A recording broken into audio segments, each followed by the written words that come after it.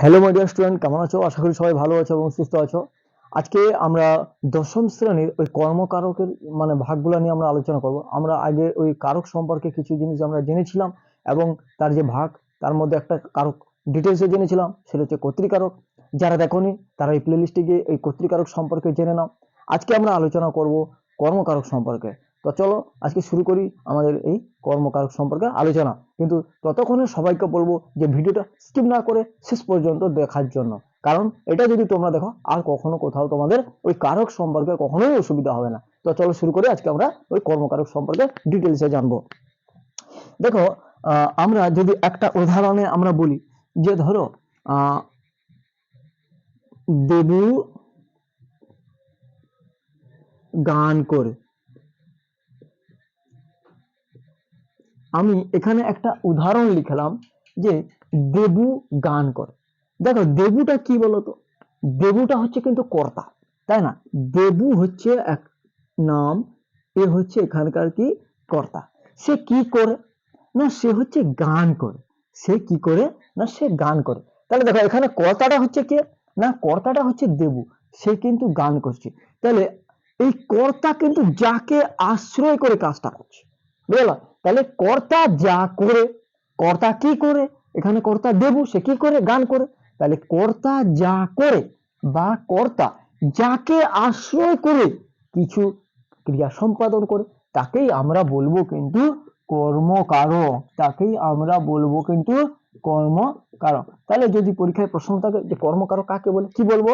যে কর্তা যাকে আশ্রয় করে কাজ করছে বা কর্তা যে কাজগুলা করছে, ঠিক আছে, তাকেই আমরা বলছি কিন্তু কর্মকারক। এরপরে এই কর্মকারকের কিন্তু কিছু ভাগ রয়েছে, এগুলো আমরা আজকে একটু জানবো।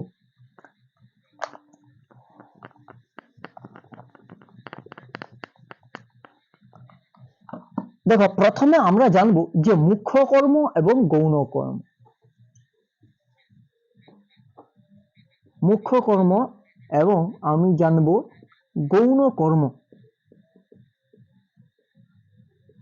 তাহলে আমরা মুখ্য কর্ম এবং গৌণ কর্ম কাকে বলবো? তাহলে একটা বাক্য থাকবে, সেখানে কিন্তু দুটা কিন্তু কর্ম থাকছে। একটা বাক্য থাকছে, সেখানে কিন্তু দুটি কর্ম থাকছে। তাহলে একটা হবে মুখ্য কর্ম, একটা হবে গৌণ কর্ম। তাহলে মুখ্য কর্মকে কি বলবো? ধরো আমি বললাম যে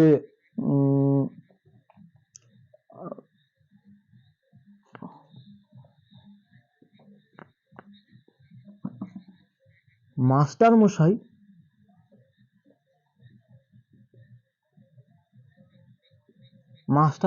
বাংলা পড়াচ্ছেন, বাংলা বই পড়াচ্ছেন। আমি লিখলাম এটা যে মাস্টার মশাই বাংলা বই পড়াচ্ছেন। দেখো এখানে দেখো মাস্টার মশাই এর কিন্তু প্রাণ রয়েছে, কিন্তু দেখো বই, এই যে বইটার এর কি কোনো প্রাণ রয়েছে? কিন্তু প্রাণ নেই। তাহলে এই যে যে সমস্ত যাদের প্রাণ নেই বা ওই যে জড়ে বস্তু, ঠিক আছে, তাকেই আমরা বলবো কি বলতো? মুখ্য কর্ম। তাকেই আমরা বলবো মুখ্য কর্ম। আর যাদের প্রাণ রয়েছে তাকে আমরা বলবো কি? গৌণ কর্ম। বোঝা গেল? তাহলে মুখ্য কর্ম কাকে বলে এবং গৌণ কর্ম কাকে বলে? তাহলে মুখ্য কর্ম বাদে কোন বাক্যে তাহলে ক্রিয়ার দুটা কর্ম থাকবে। যে প্রধান যে ক্রিয়া, এই যে ধরো আমি এখানে বললাম যে মাস্টার মশাই, তাহলে এর কি রয়েছে? প্রাণ রয়েছে। তাহলে এটা হচ্ছে গৌণ কর্ম। এবং ওই যে বাংলা বই বা ব্যাকরণ বই যাই হোক না কেন, তাহলে সেটা হয়ে যাবে আমাদের কিন্তু মুখ্য কর্ম। তারপরে দেখো উদ্দেশ্য কর্ম এবং হচ্ছে বিধেয় কর্ম। এরপরে দেখো উদ্দেশ্য কর্ম এবং বিধেয় কর্ম।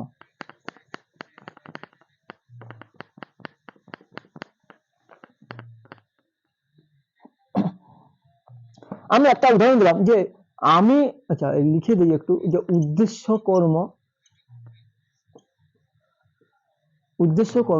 আর একটা হচ্ছে বিধেয় কর্ম। তাহলে উদ্দেশ্য কর্ম এবং বিধেয় কর্ম। আমি একটা উদাহরণ যে আমি তাকে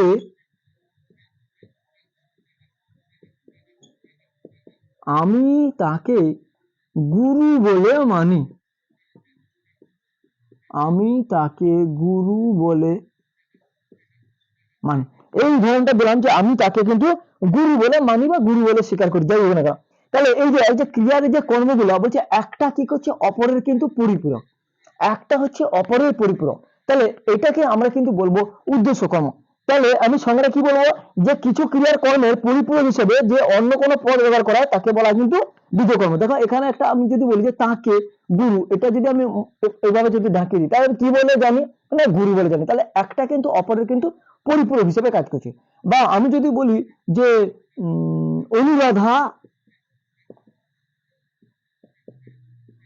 অনুরাধা কি বলে বলো দড়িকে সাপ বলে মনে করলো, সাপ বলে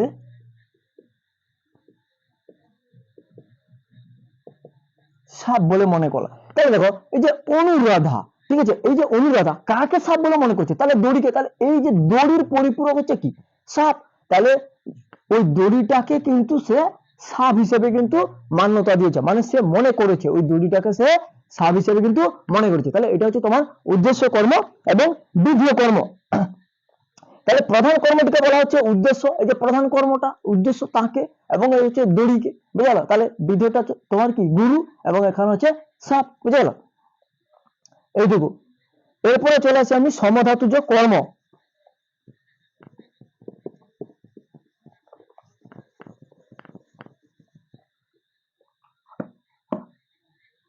আমি বললাম দেখো একবার চোখের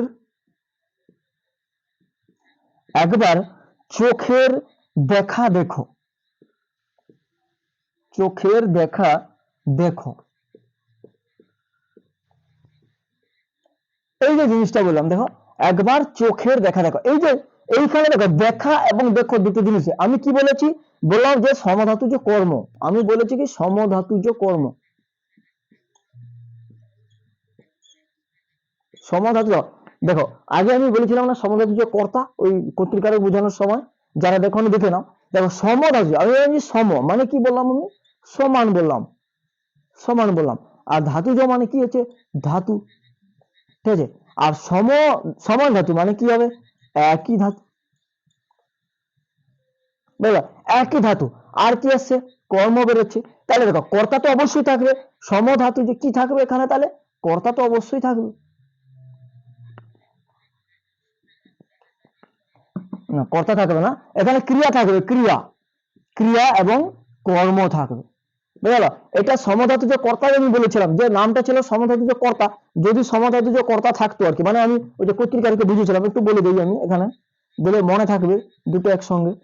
দেখো সমধাতুজ কর্তা, তাহলে সম মানে আমি কি বলছি সমান, আর ধাতুজ মানে ওই ধাতু, মানে একই ধাতু থেকে কি বেরোবে, কর্তা বেরোবে। সেখানে আমি কি বলেছিলাম, যে কর্তা এবং ক্রিয়া বেরোবে, ঠিক আছে। তাহলে সংজ্ঞাটা এটা ছিল যে একই ধাতু থেকে, কোনো বাক্যে যে একই ধাতু থেকে কর্তা এবং ক্রিয়া যদি নিষ্পন্ন হয় তাকে আমরা বলেছিলাম সমধাতুজ কর্তা। তাহলে এখানে সেই একই সংজ্ঞাটা থাকবে, শুধু একটু পার্থক্য হবে যে একই ধাতু থেকে কি বেরোবে, দেখো এখানেও ক্রিয়া এখানেও ক্রিয়া, শুধু নামটাই যেহেতু সমধাতুজ কর্ম তাই কর্ম বেরোবে। অর্থাৎ একই ধাতু থেকে ক্রিয়া এবং কর্ম যদি নিষ্পন্ন হয়, কি বললাম, যে একই ধাতু থেকে ক্রিয়া এবং কর্ম যদি নিষ্পন্ন হয় তাহলে তাকে আমরা বলবো সমধাতুজ কর্ম। যেমন একটা উদাহরণ দিলাম যে একবার চোখের দেখা দেখো, দেখো দেখা এবং দেখো, আর এখানে কি সমধাতুজ কর্তা, কর্তৃকারকে বলেছিলাম, তাহলে কি হবে এখানে কর্তা এবং ক্রিয়া বেরোবে, এইটুকু। এরপরে দেখো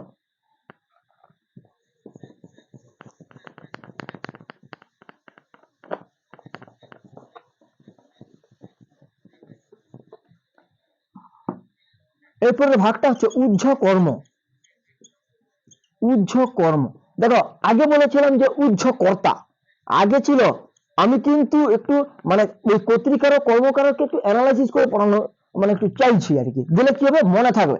দেখো উহ্য কর্তা, উহ্য কর্তা কি, উহ্য মানে কি যেখানে কর্তাটা কি থাকবে, উহ্য থাকবে, তাই না, তাহলে সেইখানে হচ্ছে তোমার উহ্য কর্তা। কিন্তু আমি এখানে কি বললাম, যে উহ্য কর্ম মানে কি, এখানে কর্মটা কিন্তু উহ্য থাকবে।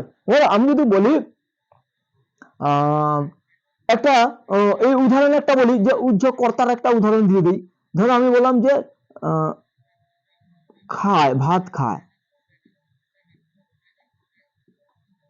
দেখো এই যে ভাত খায়, এখানে কে খায়, কোন একজন ব্যক্তির নাম ছিল, কেউ একজন তো ছিল যে কাজটা করছিল কি ভাত খাওয়ার কাজটা করেছিল, তাহলে সেটাকে কর্তা ছিল। তাই এখানে আমি ধরে নিতে পারি যে সে ভাত খায়, বা যদি ভাত খায়, তাহলে কিন্তু কর্তার তখন উজ্জ থাকবে না। তাহলে এটা আমাকে কি করতে হবে, ভেবে নিতে হবে, তখনই তাকে বলবো উজ্জ কর্তা। কিন্তু এখানে দেখো উজ্জ কর্ম, মানে এখানে কি হবে, তাহলে এখানে যেহেতু কর্তা উজ্জ থাকবে, এখানে তাহলে কি হবে না, কর্ম উজ্জ থাকবে। যেমন আমি যদি বলি এখানে যে আমি লিখছি, আমি লিখছি, এই দেখো আমি যে লিখলাম যে আমি লিখছি, তাহলে আমি লিখছি, তাহলে তোমাদের মনের মধ্যে প্রশ্ন থাকবে যে আমি কি লিখছি, তাই না? তাহলে কর্মটা উজ্জ আছে, বুঝে গেল? তাহলে উজ্জ কর্তা এবং উজ্জ কর্মের ব্যাপারে, উজ্জ কর্তা কিন্তু এখানকার ভাগ নয়, মানে কর্মকারকের ভাগ নয়, আমি জাস্ট বললাম এটাকে কর্তৃকারকের। আমি যে বললাম যে সিমিলারি পড়াচ্ছি যাতে তোমাদের মনে থাকে, বুঝে গেল? তাহলে উজ্জ কর্ম, যে আমি লিখছি, আমি কি লিখছি, তাহলে প্রশ্ন থাকছে, তাই সেটা হচ্ছে উজ্জ কর্ম। এরপরে দেখো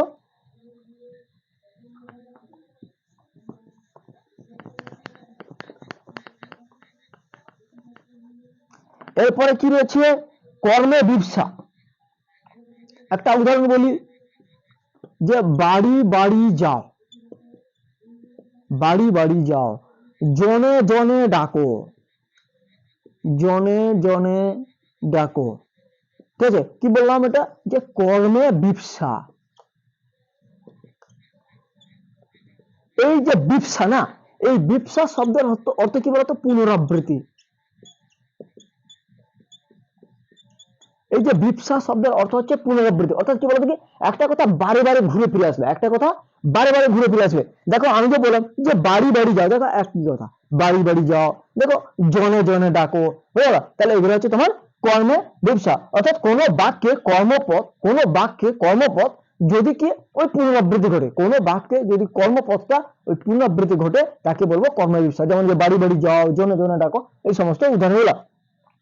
এরপরে হচ্ছে তোকে বাক্যাংশ কর্ম, অর্থাৎ বাক্যাংশ কর্মটা কি, যে সমাপিকা ক্রিয়ার অধীন পদগুচ্ছ, যে বাক্যাংশ যদি প্রধান ক্রিয়ার কর্ম হিসেবে ব্যবহার হয়, তখন তাকে বলা হয় বাক্যাংশ কর্ম। তো এইটুকু মোটামুটি আজকে, আর এইটুকু করলে মোটামুটি কর্মকারক সম্পর্কে সমস্ত কিছু জানা হয়ে যাবে। তো যদি ভিডিওটা ভালো লাগে অবশ্যই লাইক করো এবং বন্ধুদের মধ্যে শেয়ার করো। আর যারা ওই কর্তৃকারকের ভাগটা দেখোনি, তাদেরকে আমি অনুরোধ করবো কর্তৃকারের ভাগটা গিয়ে দেখে নাও। তো আজকে এই পর্যন্ত, মানে এতক্ষণ ধরে ভিডিওটা সবাই দেখেছো, তাই তোমাদেরকে সকলকে অসংখ্য ধন্যবাদ। দেখা হবে অন্য কোনো নেক্সট ভিডিওতে, ততক্ষণে ভালো থাকো এবং সুস্থ থাকো।